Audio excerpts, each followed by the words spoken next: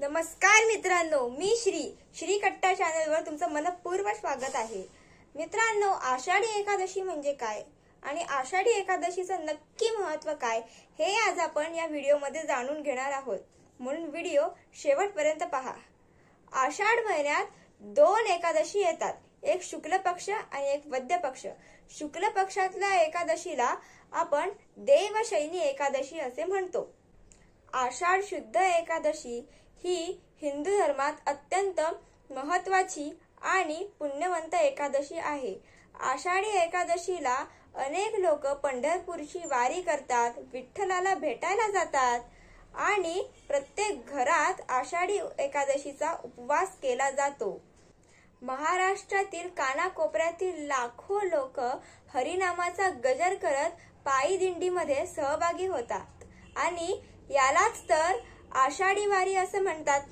पंढरपूरला गेल्यावर चंद्रभागेत स्नान करतात, विठ्ठलाचं मनोभावे दर्शन घेतात आणि याच आषाढी निमित्ताने तिथे विविध ठिकाणाहून पालख्या येतात। पैठणवरून संत एकनाथांची पालखी येते, आळंदीवरून संत ज्ञानेश्वर महाराजांची पालखी येते, त्र्यंबकेश्वरवरून संत निवृत्ती महाराजांची पालखी येते, देहूवरून तुकाराम महाराजांची पालखी येते आणि सेगाववरून संत गजानन महाराजांची पालखी येते।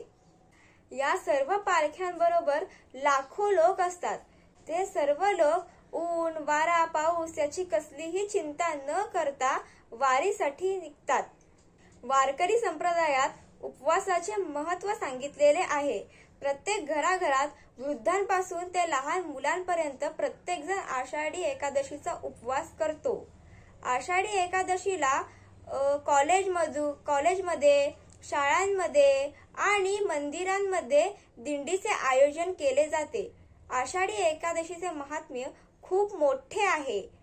पण मित्रांनो, आषाढी एकादशीचा उपवास का केला पाहिजे, त्याने काय होते हा प्रश्न नक्कीच निर्माण होतो। पण त्याच्यावर आधारित सुद्धा एक गोष्ट आहे आणि ती गोष्ट मी इथे तुम्हाला सांगणार आहे। कुंभ दैत्याचा पुत्र मृदुमान्य यांनी घोर तपश्चर्या केली आणि महादेवांना प्रसन्न केले। मग महादेवांनी त्याला वरदान दिले की तू अमर होशील आणि तुझा देव, मानव किंवा दानव असा कोणीही तुझा मृत्यू करू नाही शकत। तुझा मृत्यू फक्त एका स्त्रीकडूनच होईल। हे ऐकल्यानंतर मृदुमान्य राक्षस खूप खुश झाला आणि त्यांनी ऋषी मुनींच्या साधनेमध्ये खंड पाडायला सुरुवात केली। त्यांच्या साधनेत त्यांनी खंड पाडले आणि त्यांचे यज्ञही मोडले। मग त्यांनी नंतर देवांना सुद्धा त्रास देण्यास सुरुवात केला। त्याने देवांवरती सुद्धा हल्ले केले। मग एके दिवशी सगळे देव मिळून महादेवांकडे मदत मागायला गेले।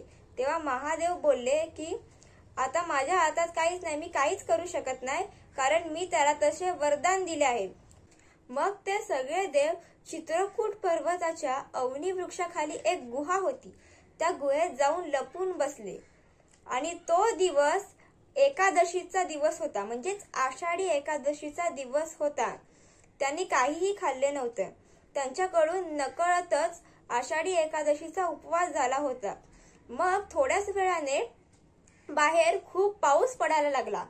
गुहा गळतीमुळे त्यांचे आपोआपच स्नान झाले आणि जागरण झालं आणि उपवासही झाला आणि अशा प्रकारे त्यांचं आषाढी एकादशीचं व्रत पूर्ण झाल्याने त्यांच्या श्वासातली ताकद मिळून एक शक्ती तयार झाली आणि ती शक्ती खूप महाभयंकर होती। ती शक्ती एका स्त्रीच्या रूपात होती आणि त्याच शक्तीने मृदुमान्याला ठार मारले आणि सर्व देवांना मुक्त केले आणि ती शक्ती म्हणजे एकादशी। आणि याच आषाढी एकादशीला सर्व देवांचे तेज एकवटलेले असते, म्हणून आपण उपवास करतो आणि हा उपवास केल्याने आपल्याला पुण्य प्राप्त होतं।